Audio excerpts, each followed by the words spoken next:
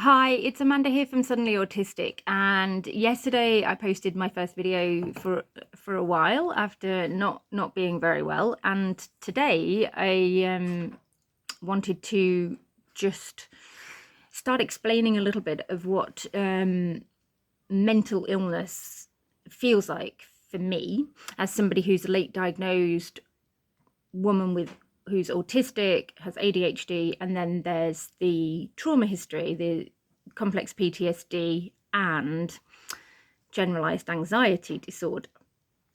Now, when I go into this, I don't know how many videos you guys have seen or not. Some people watch them all, some people don't. I mean, if this is the first one, hi, hello.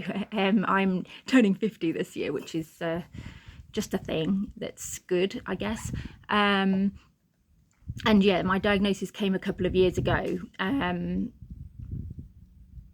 after a long time of feeling uncomfortable, not quite right with the world, with myself, and whatever. Having said that, I did manage to power on through, keep on going and achieve a lot of things that I wanted to achieve. Not that that's important in and of itself, but it was important for me to feel like me. So I've got to this point in my life. I don't really feel like I've missed out in a lot of sense, by not knowing, apart from in the compassion zone. So where I missed out on not knowing the true nature of myself, who I am, is in self-compassion. So that's pretty much where I want to start, and that's what I want to talk about when it comes to mental illness, because it's that loop that gets triggered by something. And triggering is again, if you've not been triggered before, it's a word that gets said a lot, but it's literally like I feel like I'm dying. I feel like there's a threat that I have either anticipated or not, and as somebody else or something else external pulls a trigger like a gun and shoots me. That's what being, and I think that's why it's called being triggered, because it is very much like being shot, and for me, I sometimes feel it in the heart, sometimes feel it in the gut, sometimes feel it in the head, actually, like a overwhelm. So how does it, what happens when you're not mentally, when I'm not mentally well? I mean, I sometimes might talk about you or whatever, say that language, but what I'm meaning is me, myself, and I because everyone's going to feel this differently. But I always had this, I grew up having a concept of mental illness as being, totally out of control. When you're mentally ill, you might be saying weird things in public, doing weird things, a danger to yourself and potentially others, definitely to yourself. You might have weird compulsions that are socially unacceptable, antisocial behavior, not sleeping at all, sleeping all the time, not looking after yourself at all, being obsessed with yourself, like that kind of thing, like real extremes of a spectrum of behavior that I didn't recognize was a spectrum. I just thought that was possibly mental illness, but it hasn't turned out to be that in me. Just like any other type of illness, I can be in having a period of mental illness or mental less wellness, I guess, if you want to call it that, and still function to a level. So you might equate that to like a common cold or something. So when we have a cold or the sniffles or feel a bit tired because we've had several nights of not really sleeping that well because of one thing or another, maybe even having a lot of fun, we don't feel our best. We might have a slight tummy ache, we might whatever, there might be things going on, but we don't stop being able to do things in the world. You don't go, what's that hair doing? That's really annoying. You don't get noticed in the supermarket by your friends as being a bit, oh, what's wrong with her, she looks a bit weird. You might not look your best, you might not act. And when I say look, again, sometimes I use the word that's easiest for my brain to grab. It doesn't mean that's the expanse of what I'm thinking. So look, if I say look, I'm not just talking about looks, I'm talking about presentation of the whole, so body language, interactions, etc., put togetherness, whatever. So yeah, you can be feeling mentally ill. You can be legitimately mentally ill and still have a level of functioning that that you're not trying to hide, is just how it is. So I have learned about mental illness by being mentally ill, that it's not an all or nothing thing. You don't lose all your skills or have all your skills. You don't have no control of your brain or have all control of your brain. We're all in a dance of proportionality, I suppose, something like that. Anyway, so for me, one of the things that happens to me, so as I'm losing my mental capacity, words that kind of fill that gap, that maybe resonate with others, or that fit in the autism thing, could be burning out, overstimulated. So I guess before burnout, there's like overstimulated, need to calm down, unregulated, dysregulated, and then things like, burnout, shutdown, dissociation, blah de blah de blah. Finally, chronic fatigue and dissociation, and a lack of skills that are very visible to others. So on the extreme end of the scale, I will start finding it difficult to express myself verbally, which is hard to believe, because look at me, I can talk blah de blah de blah like quite well, but I lose my ability to talk. And that doesn't mean I can't talk at all. I don't become a non-verbal autistic individual. I stutter and have blockages of, and again, it's not even stuttering as in like a stutter, it's a gap. There's like it's as if a car was going along a road and all of a sudden the road is not there anymore and the car just goes woo. That's what happens. And then, the car is splatted at the bottom of whatever pit it's just fell in, and presumably it's got it's dead, but it's just an inanimate object. It's abiotic. But hang on, if it was a person and it only just fell over, it could get back up again and go on. But you get up, you've got to reconfigure yourself, and you might have a few hurts and bits. It might take a minute, and then you carry on. So it's a bit like that. But that, paired with my ADHD, etc., can mean that it's very hard for me to verbally communicate, or to verbalize what I'm thinking and feeling. So I lose, saying I lose my ability to talk is definitely untrue then, isn't it? Because I can still talk, but I lose the capacity to have the flow, to have a really good flow, and to be in synchronized with my thoughts and the words. So things go out of sync a little bit. I take a bit more time and I lose my place in a conversation. My brain is, when I'm mentally ill, my brain feels tired. So, and that's a weird feeling. That's just like, not headachy at all. It's not really a pain. It's more of a dullness, like, as opposed to a sharpness, Say, for example, a good one here, and I've used this before in the hoarding mentality sort of junk shop. I've got a video that's a bit like that. But anyway, it's a bit like, say the brain was a set of drawers, like your chest of drawers, they call it. And each drawer that you open normally is nicely organized, and you know where things are, and you can go to the right drawer straight away. It comes out on its runners really nicely. It goes back in with a soft close. How lovely are those from IKEA? Goes like that. Good plug for IKEA there. I'm sure they won't ever hear it. And it's all great. You can just go to the drawer, get your stuff out. Mental illness is like having, possibly for me anyway, the drawers are still there. They kind of look like drawers, function-ish like drawers, but they might be a bit sticky, a bit hard to get out. They might be overflowing with stuff. For some reason, all the stuff's in the wrong order, in the wrong place. Actually, you don't even remember what's in the drawers, or whether you even have the stuff that you're looking for or not. And it can take ages, and then you end up having to get everything out of all the drawers and going through it all, trying to organize it all and put it all back in all the time, while you're really, really tired and don't really have the time for this. And not because of capitalism or something external, but just because, you've got to look after yourself. You've got to eat and sleep and breathe and do stuff, and you haven't got time for these drawers. Every single time you need to think of something, like, what am I having for dinner tonight? Oh my God, the drawers are a mess. What am I going to wear? I don't know what's in the wear drawers.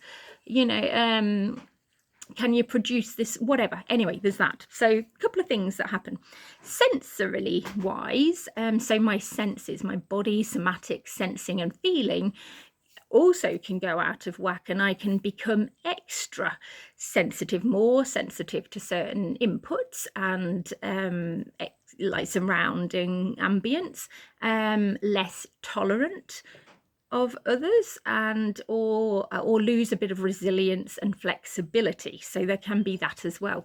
Again, it's not usually an all or nothing thing. So it's not like, you know, I was able to sit by the train track and watch the trains at close range, and then all of a sudden I can't stand even the thought of them and I have to hide in a cupboard. It's, again, not extreme like that. It's section by section, bit by bit, you start to find it hard. So there's that. Going back to decisions, so anything that involves decisions, executive functioning, is really, really hard. And that, sadly, is something that we rely on a lot in our lives. And this is something that I had noticed when we were caring for or taking a shared care, really, of my father-in-law's partner who has dementia and is now in a home. But in the early stages, you know, and when we were doing stuff, we'd make amends and we'd look at, and we saw this person losing life skills. That's what I would class this like too. It feels unlike dementia. I don't know, I've never had dementia, but it feels not like a one-way journey. It feels like the tides coming in and out. But for example, there's a lot of executive function that goes into planning meals and in eating right. As I'm sure all of you will know, it takes a lot out of you. What do I want to eat? What should I eat? From whatever external pressure or internal needs you might have. What have I got to eat? What can I afford to eat? How am I going to gather these things? How am I going to prepare these things? You know, all of this. A lot goes into the human need for eating, for digestion, and that is something I'm not very fond of. It's not a part of, I'm not a foodie. I'm not particularly interested in anything like cooking and preparing stuff. And I don't hate it. It's not that I either hate it or love it. It's just that it's not my hobby. I'm not really that interested. And there's a lot more interesting things in the world for me than food. I wouldn't go so far as to say that I'm a person who'd take a, you know, nutrition pill and then be done with food. But I am like typically autistic, I guess, from the stereotypes, when it's like, well, if there was only 5 things in the world that you could eat, as long as there's chocolate and cheese, sorry, doctor, I know it's not good for me, and lollies. So that's 3 out of 5. Berries, maybe, and bread. There you go. Oh. Yeah, you know, I do like quite a neat little package of stuff and not much else. Having said that, you know, not all bland. Like, I like spices. I like, anyway, it doesn't matter. That's detail you don't need to know. But it all gets a little bit harder to you know, what do you want? What do you want for dinner? What do you feel like eating? Even, do you remember to eat? For me, I'm more on the side of not remembering to eat than eating too much. Having said that, if I am going to eat too much, it will usually be bad for me. So there you go. It evens out in the end, doesn't it? The love for food fairies. So that's that. So just recapping, if I can do this, I can't even remember. Oh, losing my words. So it gets harder for me to verbally communicate. And that's something that people can see.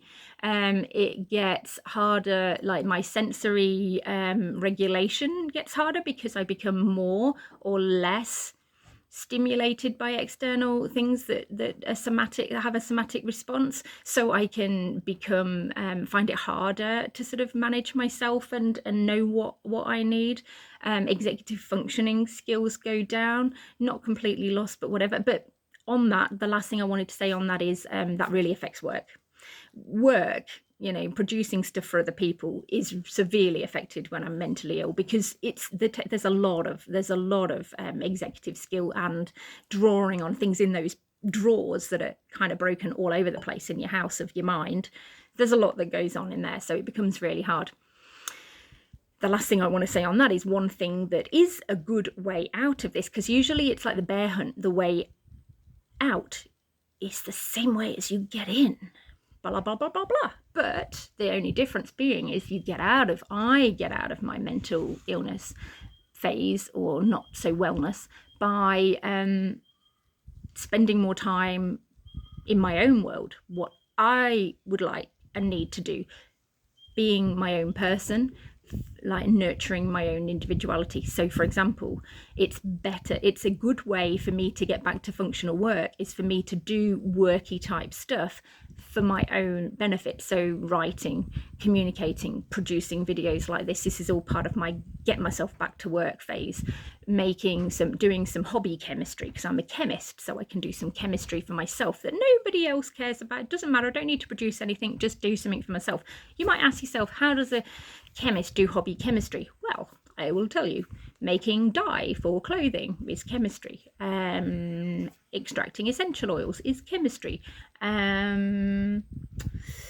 Maybe fractional distillation of some tree sap and stuff like this is, won't bore you anymore, but that's what I do. That is fine for me. That is getting myself, my drawers constructed in a way. Really important though that I try getting myself better doing those things under my terms, which you might say, well, that's a bit immature and babyish. You have to function in the world and do your work for them. Yes, you do. But I need to start with me, because it's me that's broken. And you can't have, it's like having an apple tree that's, split in half in the breeze, and, it's all got, I don't know, fungi growing out of it, and saying, don't worry, we'll just glue it together. And then it can get back to making apples, because that's what an apple tree has to do to be valid and whatever. No. The best thing that apple tree can do is rot into the ground, put its nutrients and its old apples down, and then it will be a little like bit of a nursery for the baby apple trees to come, and they'll come up. Now, I'm not going to die and just let my kids take over the world, but that's the kind of thing that the mentally ill me has to die, has to go away, and then the best me comes out again, like a new little apple seed. Anyway, what else is earworms? I did do a little thing on this. So echolalia. So my echolalia gets really strong. The echolalia beast is strong when I'm not mentally well. How that feels, what that looks like, it doesn't look like anything to anyone else, I don't think. But it looks, what it's like for me is I have on repeat phrases that go round inside my head. Sometimes I even do say them. I might start singing. If usually they're songs, I seem to have a thing for rhyming, which is probably why I like James Joyce's writing, because it's very rhymey. That's a tangent, but that kind of thing. So I'll pick up a line of a song and it will go and not go round in my head just a couple of times, like quite nice and comforting and lovely. It will go round ad infinitum. I will wake up in the middle of the night, in the morning, whenever I've been asleep, and wake up, and it will be going around. It will be that almost wakes me up. It drives you a little bit to the edge of sanity, I guess, but that happens when I'm not so mentally well. I don't know why that happens, but that does happen. And yeah, I know when I'm getting a bit better, because that goes. So it's like an inner. I'm not sure what function. I'm going to have to dig into that to see what function that serves. But anyway, that is a thing. So there's some of the main things, or some of the things that I've thought about quite now that I thought would be good to share with you. But for the best part, when I'm mentally ill, I can still get myself dressed. I probably I haven't got any makeup on. I probably barely look at myself in the mirror, to be fair. I mean, I might do just see if I've got food on my face, because that's the thing I do often have. I'll brush my teeth and whatever. So I guess I just low maintenance myself. I tend to wear the same clothes, or a very small selection of clothes for that period. I don't tend to wear the accessories. I don't accessorize as much, so I probably wouldn't be jeweled up. I haven't got my wedding ring on at the moment, purely because I dislocated my finger and now it's too fat. That was another story. That's actually another thing that happens. I do hurt myself when I'm not so mentally well, and I break things. There's a little tax that comes with being mentally ill, and it's costly, expensive to the body and to the bank account. So things that I broke I didn't break my finger, I just dislocated it. I kind of popped it. That wasn't very nice. It's back to normal-ish now. And in terms of breaking things, I'm back onto my old phone, because I broke my expensive one after getting an expensive one, thinking I can get this now because I'm really well and everything's great, and then breaking it. So I don't really want to spend the money to get a new screen, but anyway, I might have to. So yeah, they're some of the things that happen, but it's not an all or nothing, and I am on the way out of feeling bad. But again, that's not an all or nothing either, and neither is it linear. So these things come up and down, and they're fueled up by good hygiene, as in, you know, sleep hygiene, making sure I'm getting good sleep, making sure that I am eating something decent, like some fruit and fiber, and whatever I can muster, being gentle and kind to myself, spending time to process and dive into the signs that my body and mind are giving me. You know, why am I doing this? Why is this difficult? Diverting some of the energy I've got to other things, including exercise. So when I'm anxious, I tend to exercise more because that's a good physical outlet. When I'm fatigued but got these earworms or these echolalia head things, then it might be that I need to do something more relaxing, like art, watch a movie, or read a book. So slowly but surely I'm getting better, but at no time during that do I become just this completely different person to what I am now. I still look like a duck, dress like a duck, quack like a duck. Only there ain't much duck in me. I don't give a duck. Maybe that's what it is, I don't know. So being mentally ill has taught me about mental illness, and it's taught me that it's a lot more nuanced and internal. So I was looking for the externalities, which is fairly obvious because that's what we all do, I think, to a point, and it's certainly the easiest thing to pick if you're a pattern recognizer like someone like myself. But a lot of mental illness is an internal experience that sort of, you know, oozes out the pores in a few ways that people might notice, especially people close to us. But generally, it can go quite unnoticed, and that can also be part of the problem, because that can also keep us stuck and from working on it, because it's like, oh, no one's noticed, may as well just carry on, hope for the best. But no, I'm noticing now, and I'm noticing my mental dysregulation and illness sooner rather than later. So because I've got more time, I've got more insight from my diagnosis, I'm more invested in being well and knowing how that feels for me in my body and in my world. And I'm able to take steps now to look after myself better as I'm getting a little older and wiser. Debatable. Anyway, thanks for listening. Hope you're well, and see you soon.